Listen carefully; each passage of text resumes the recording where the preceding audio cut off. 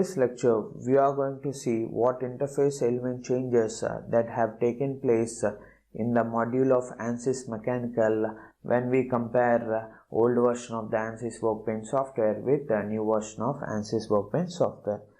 So for that, I have opened already completed project in two different versions of ANSYS Workbench software, and as usual on the left side of your screen, the version of ANSYS Workbench is nothing but 18.2, and towards the right side of your screen, the version of the ANSYS software is 2021 R1, right? So for us to access ANSYS Mechanical module, we just need to come to this model cell and double click on the model cell. So I will double click on the model cell of the older version of ANSYS software. Then I will also come to the newer version of ANSYS Workbench software, and I will double click on the model module so that I can open ANSYS Mechanical in both the versions of the ANSYS Workbench software.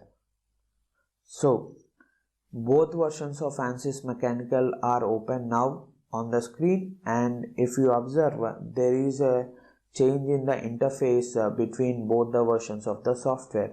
So this side you are seeing the ANSYS Mechanical interface for ANSYS R18.2, whereas coming here you are seeing the interface for ANSYS 2020 R1 version, right?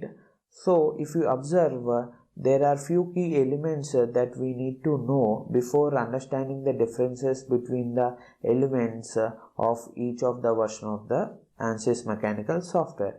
So if you observe, the first important element is called as a tree outline. This is what is called as a tree outline, and if you observe, the placement of the tree outline is same in both the versions of the software. Here in the older version, it is located towards the left side of the workbench interface. Likewise, in the newer version as well, this particular outline tree is located towards the left side of the workbench interface. So the position of the outline tree haven't changed. Then coming to the groups. So these are all called as groups in the outline tree. See, there are different groups here in the outline tree. Here also in the newer version as well, there are different groups in the outline tree, okay? But if you observe, there is one additional group called as the materials group that has been added in the newer version of the software. So this particular materials group is not present in the older versions of the software, okay? So that is one major difference. Then coming to the details window, it is located at the same position just below the outline tree in both of the versions of the software. So there is no change in the position of this details window. So whenever we select any option, we can see the details for that option here just below the outline tree in both versions of the software. It may be lower version of ANSYS Workbench or higher version of the ANSYS Workbench. Then coming to the topmost interface, see here in older versions of ANSYS software, all the options that are available are arranged in terms of toolbars. But if you observe, in the newer versions of the software, all of the options are arranged in a ribbon type style. So this is called as a ribbon. This entire area is called as a ribbon bar, and in this ribbon bar we will be having different tabs.